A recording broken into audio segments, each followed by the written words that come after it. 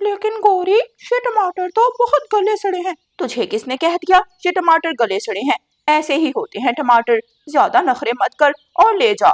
नहीं लेने तो अपनी मोटी चोंच लेकर यहाँ से चला जा। जंगल में कौवों की सब्जी की दुकान के अलावा और कोई सब्जी की दुकान नहीं थी, इसलिए चाहे सब्जी गली सड़ी हो या फिर खाने लायक हो, सब जंगल के पक्षी कौवों के ठेले से ही सब्जी लेते थे। तोता कौवों से गले सड़े लाल टमाटर लेकर चला जाता है। देखा कालू जी, मजबूरी कितनी बुरी चीज होती है। सब पक्षियों को मालूम है कि सब्जियां गली सड़ी हैं, लेकिन सब हमारे ठेले से ही लेकर जा रहे हैं। कौवे हंसने लग जाते हैं।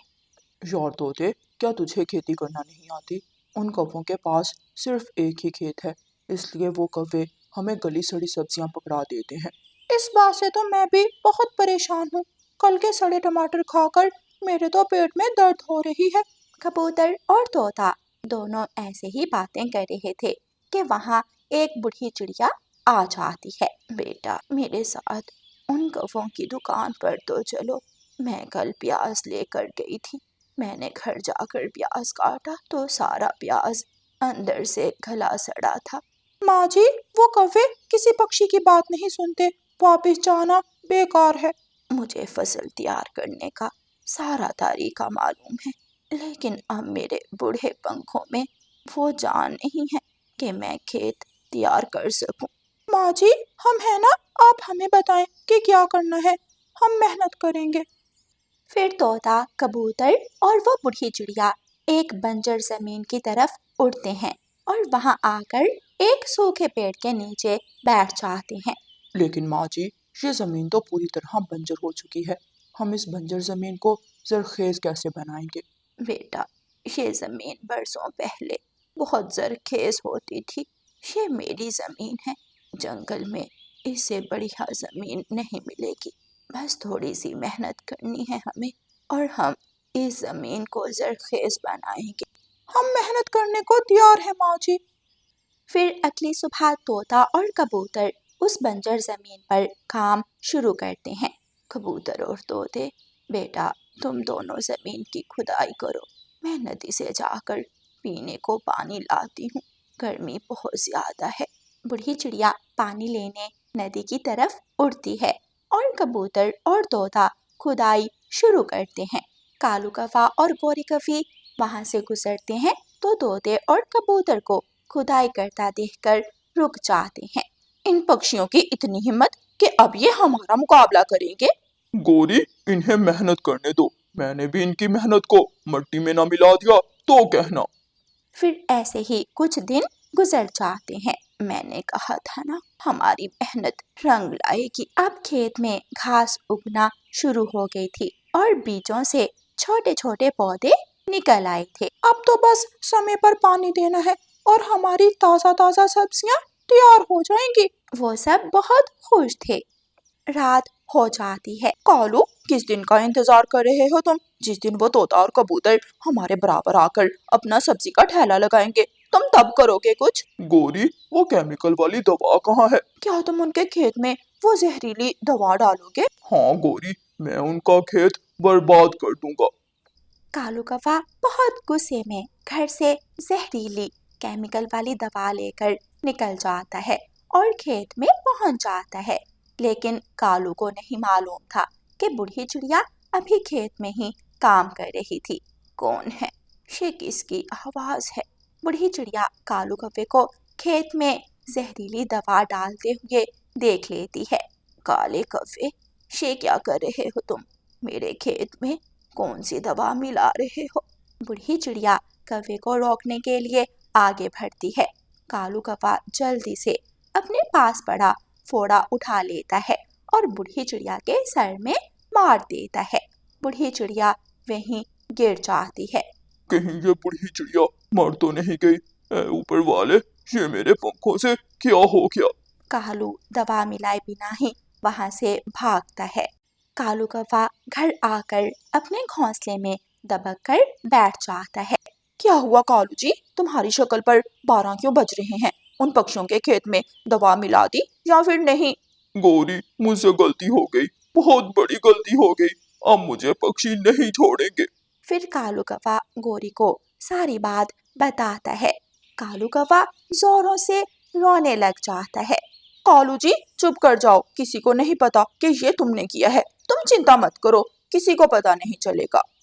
अगली सुबह जब तोता और कबूतर खेत में पहुंचते हैं तो वो देखते हैं कि बूढ़ी चिड़िया के सर से खून बह रहा है और वो खेत में गिरी पड़ी है। यार कबूतर, माँ जी को क्या हुआ?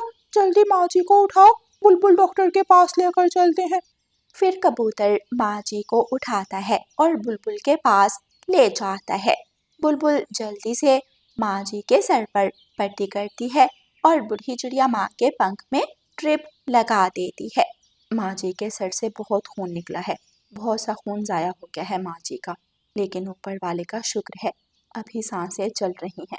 इन्हें ठीक होने में काफी समय लगेगा। लेकिन तोते यार, ये सब हुआ कैसे? चलो खेत में जाकर देखते हैं, शायद कोई सुराग मिल जाए।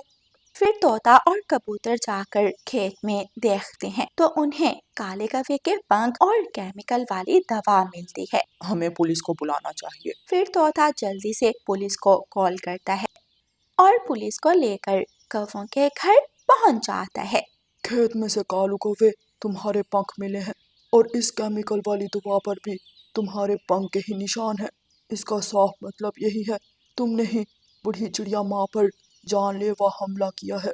पुलिस को देखकर कालू कौवा बहुत डर जाता है और रोने लगता है। पुलिस, मुझे माफ कर दो, मुझसे गलती हो गई। मौका देखकर गोरी कौवी चुपके से वहां से भाग निकलती है। चाहे तो आप मेरी पत्नी से पूछ ले। लेकिन कालू कौवा पीछे मुड़कर देखता है तो गोरी गायब थी। पुलिस कालू कौवे को पकड़कर ले जाती है।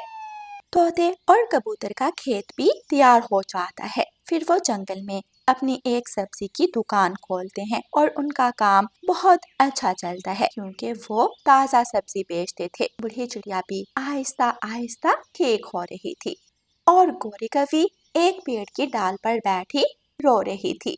क्या मुसीबत थी कालू को, जो पुलिस के सामने अपनी चोंच खोल दी। कह देता कि उसे कुछ नहीं मालूम। अब मैं क्या करूं अकेली। ऐसे गोरी कौवी रोती रहती है। प्यारे दोस्तों, जब हम किसी दूसरे के लिए गड्ढा खोदते हैं तो उस गड्ढे में खुद ही गिर जाते हैं। और प्यारे दोस्तों, इस कहानी को लाइक, अपने दोस्तों के साथ शेयर और चैनल को सब्सक्राइब करना बिल्कुल मत भूलना। आपका धन्यवाद। उस जंगल में रानू चिड़िया और उसकी बेटी नई आई थी। वो वहाँ किसी को भी नहीं जानती थी। मम्मा, ऊपर वाले का शुक्र है, आपको घोंसला बनाना आता है। अब हम जल्द ही अपना घोंसला बना लेंगी। हाँ मेरी बेटी, ये पेड़ बड़ा और मजबूत है, हम इसी पेड़ पर घोंसला बना लेती हैं। फिर मम्मा चिड़िया मजबूत टीन के, सूखी घास और लकड़ी के छोटे टुकड़ों से अपना घोंसला बनाती है। दोनों माँ बेटी घोंसले में बैठ जाती हैं। शाम हो जाती है, वहाँ दो कौवे आ जाते हैं। तुम कौन हो चिड़िया? पहले तो कभी तुम्हें जंगल में नहीं देखा। मैं इस जंगल में नई आई हूँ। अच्छा, तो इसीलिए तुम इस जंगल के कायदे कानून नहीं जानती। क्या मतलब कौवा और कौवी? मैं समझी नहीं। इस जंगल में पेड़ पर घोंसला बनाने से पहले मिठू तोते से इजाजत लेनी पड़ती है। सारे बड़े पेड़ उसी तोते ने खरीदे हुए हैं। क्या सच में? लेकिन मुझे ये बात नहीं पता थी। मैं जाकर तोते से पूछ आती हूँ, कहाँ रहता है वो तोता? सीधा जाकर बड़े बरगद के पेड़ की तरफ मुड़ जाना, वहीं रहता है तोता। रानू चिड़िया और उसकी बेटी गुड़िया तोते से इजाजत लेने चली जाती हैं। वो दोनों कौवे बहुत चालाक थे। मम्मा चिड़िया तो जंगल में नई आई थी, इसलिए वो कौवों को नहीं जानती थी। क्या आप ही हैं वो तोते जिसने जंगल के सब बड़े पेड़ खरीदे हुए हैं? तोता हंसने लग जाता है और मम्मा चिड़िया से कहता है, चिड़िया, तुम्हें पहले कभी नहीं देखा, लगता है जंगल में नई आई हो तुम। लेकिन ये कैसी बातें कर रही हो? मुझे तो दोनों कौवों ने बताया है कि रानू चिड़िया तोते को सारी बात बताती है। वो दोनों कौवे बहुत चालाक है, उन दोनों ने झूठ बोला है तुमसे। चिड़िया, मैंने कोई पेड़ नहीं खरीदे हुए, जरूर उन दोनों ने तुम्हारे घोंसले पर कब्जा कर लिया होगा। मम्मा चिड़िया और उसकी बेटी भागी भागी वापस आती हैं। मेरे घोंसले से निकलो, छोड़ो मेरा घोंसला। ये क्या उल्टी सीधी बातें कर रही है तू? ये हमारा घोंसला है, चल निकल यहाँ से। मम्मा चिड़िया और गुड़िया एक दूसरे के मुंह की तरफ देखती हैं और फिर वो दोनों माँ बेटी वहां से उड़ जाती हैं और नदी किनारे पहुंच जाती हैं। मम्मा, इस जंगल के पक्षी तो हमारे पुराने जंगल के पक्षियों से भी ज्यादा चालाक है। अब हम क्या करेंगे? बेटी, ऊपर वाला जरूर हमारी मदद करेगा। तभी उस नदी से एक सुंदर परी निकलती है। चिड़िया, तुम बहुत सच्चे दिल की हो, बताओ तुम्हें क्या चाहिए? परी जी, मेरे पास घर नहीं है, मुझे बस एक सुरक्षित और मजबूत घर चाहिए। ठीक है चिड़िया। परी अपने जादू से चिड़िया को एक बड़ा खरबूजा देती है। चिड़िया, ये खरबूजा ही तुम्हारा घर बनेगा, ये बहुत मजबूत है। फिर मम्मा चिड़िया एक पेड़ पर जाकर उस खरबूजे से घर बना लेती है और घर के अंदर चली जाती है। मम्मा, पक्षी बुरे हैं तो क्या हुआ? सुंदर परी ने हमारी मदद कर दी। मम्मा चिड़िया और उसकी बेटी गुड़िया सुकून से खरबूजे के ठंडे ठंडे घर में सो जाती हैं। अगली सुबह दोनों कौवे घोंसले में बैठे केले के पत्ते से हवा ले रहे थे। गौरी, तेज धूप सीधा मुंह पर पड़ रही है, बहुत गर्मी लग रही है। इस गर्मी में मैं घोंसले में नहीं रह सकता। पता चला है इस जंगल में खरबूजे का घर बना है, चलो जाकर उस पक्षी के घर पर कब्जा करते हैं। काले कौवे ऐसा सोचकर रानो चिड़िया के खरबूजे के घर की तरफ उड़ते हैं और जाकर दरवाजे पर दस्तक देते हैं। रानो चिड़िया दरवाजा खोलती है। अरे कालू, ये तो हमारी प्यारी चिड़िया का घर है। चले जाओ यहाँ से, मैं कोई प्यारी नहीं हूँ तुम दोनों की। नाराज मत हो, हमें तो घोंसला मिल गया है। गुड़िया भी बाहर आ जाती है। क्या हम तुम्हारा घर देख सकते हैं? लगता है कौवों को अपनी गलती का एहसास है। अब मुझे भी इतना बुरा बर्ताव नहीं करना चाहिए। अच्छा ठीक है कवि और कवि, आप मेरा घर देख सकते हैं, बहुत ठंडा है घर अंदर से। कौवे घर के अंदर चले जाते हैं और अंदर जाते ही घर के अंदर से कुंडी लगा लेते हैं। गौरी बहन, कालू भैया दरवाजा खोलो, आप दोनों ने कुंडी क्यों लगा ली? चल चिड़िया, अब तू यहाँ से भी निकल। बेवकूफ चिड़िया, लगता है तेरा दिमाग तेरे पंजों में है। तुझे क्या लगा हम कौवे इतने अच्छे हैं? एक आखिरी बार गलती होगी, लेकिन अब दोबारा कभी तुम दोनों पर विश्वास नहीं करूंगी।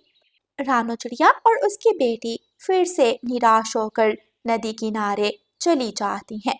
अम्मा, कौवे बहुत चालाक है, परी जी तो हमें नया घर दे देंगी, लेकिन उन दोनों कौवों ने अगर फिर से कोई चालाकी करके हमारा घर ले लिया तो फिर हम क्या करेंगे मम्मा? गुड़िया बेटी, कभी कभी बुरे पक्षियों को सबक सिखाने के लिए हमें भी बुरा बनना पड़ता है। दोनों यूं ही बातें कर रही थीं कि वहां फिर से सुंदर परी आ जाती है। परी जी, उन कौवों ने पहले मेरा घोंसला मुझसे छीन लिया और अब आपका दिया हुआ खरबूजों का घर भी छीन लिया है। इस जंगल में रहना मुश्किल कर दिया है उन दोनों ने। तुम दोनों बिल्कुल चिंता मत करो, मैं तुम दोनों को ऐसा घर दूंगी जो उन कौवों को खूब सबक सिखाएगा। फिर परी जादू करती है और नदी किनारे जमीन पर चिड़िया को बर्फ का ठंडा घर बना देती है। दोनों माँ बेटी उस घर के अंदर चली जाती हैं। अगली सुबह दोनों कौवे फिर से रानो चिड़िया के घर आ जाते हैं। चिड़िया प्लीज, ये घर हमें दे दो, खरबूजे का घर तुम ले लो प्लीज, तुम तो इतनी अच्छी हो, साफ दिल की हो, प्लीज रानो चिड़िया। अच्छा ठीक है, तुम दोनों ये घर ले सकते हो। कौवे खुशी खुशी घर के अंदर चले जाते हैं और रानो चिड़िया बाहर से घर की कुंडी लगा देती है। जैसे ही कौवे अंदर जाते हैं, घर में ठंड बहुत बढ़ जाती है और दोनों धीरे धीरे जमने लगते हैं। कालू बचाओ, मेरा शरीर तो बर्फ बनता जा रहा है। और फिर देखते ही देखते दोनों कौवे बर्फ के बन जाते हैं। अब तो दोनों से बोल भी नहीं हो रहा था। मम्मा चिड़िया और गुड़िया खरबूजे के घर में जाकर सुकून से सो जाती हैं। कौवे बर्फ में जमे पड़े थे, उनकी मदद को कोई नहीं आता।